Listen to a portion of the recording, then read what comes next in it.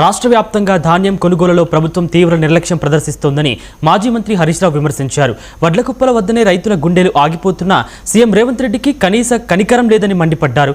కేసీఆర్ ప్రభుత్వ హయాంలో ఇలాంటి పరిస్థితులు ఎప్పుడూ కనిపించలేదన్నారు. రైతు బంధు, యూరియా, రుణమాఫీ, ధాన్యం కొనుగోళ్ల విషయంలో ప్రభుత్వం పూర్తిగా విఫలమైందని హరీష్ రావు ఆరోపించారు.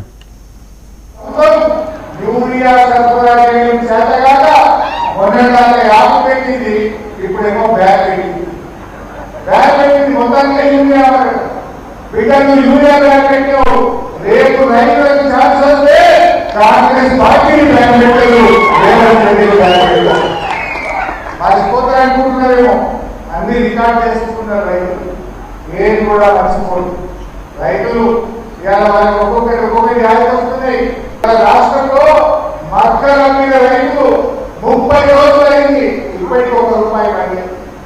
శనిగల మీద రైతులు 40 రోజులు అయింది, ₹1 కంటే.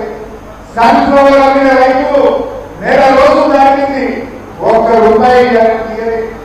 వర్తముతున్న రైతులకు అమ్మడానికి నెల అయింది, పైసలు దానికి 10 రోజులు అయింది.